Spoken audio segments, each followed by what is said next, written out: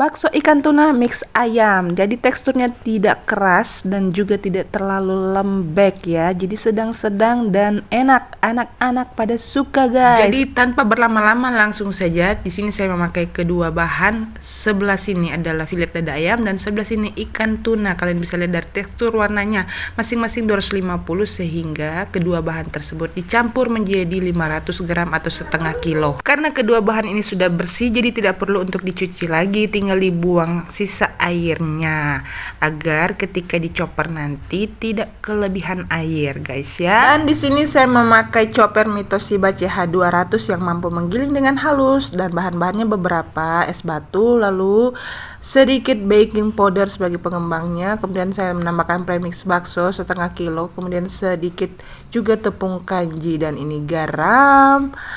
Oke, dan ini juga masake, lalu ditambahkan sama gorengan bawang putih dan bawang merah.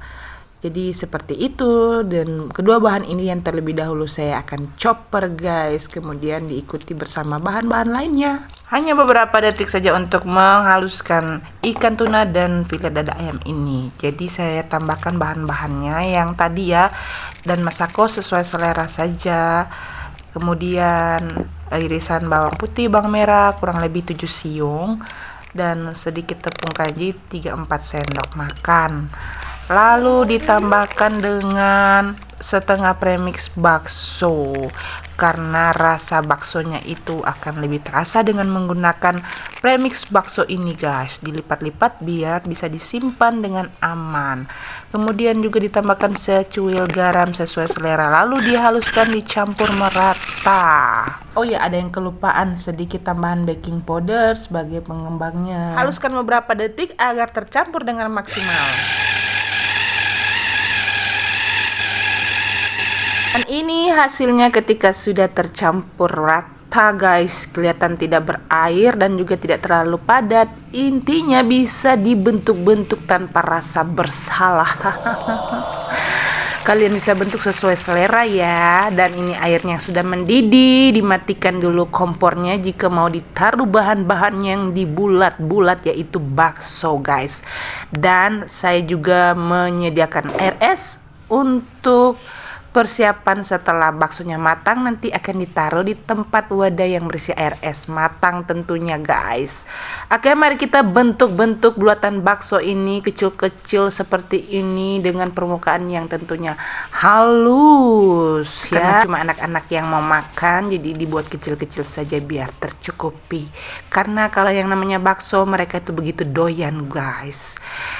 Sepertinya plastik ini guys susah diatur seperti beberapa mantan saya yang terdahulu.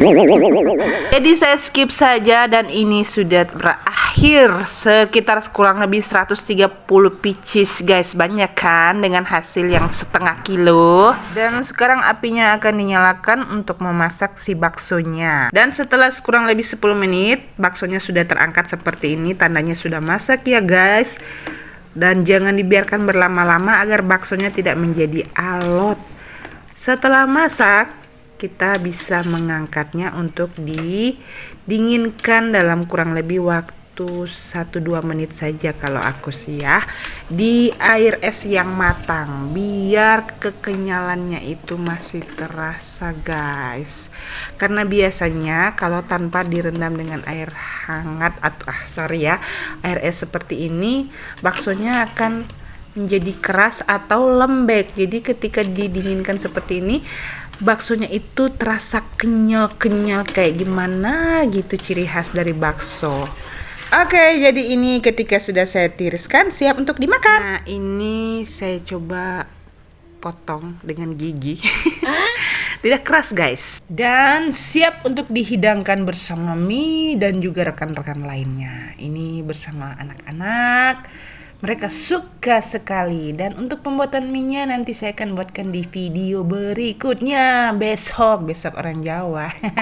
Tapi tetap saya akan buat videonya ya guys. Kuah sama mie baksonya. Thank you for watching. Selamat mencoba. Dadah.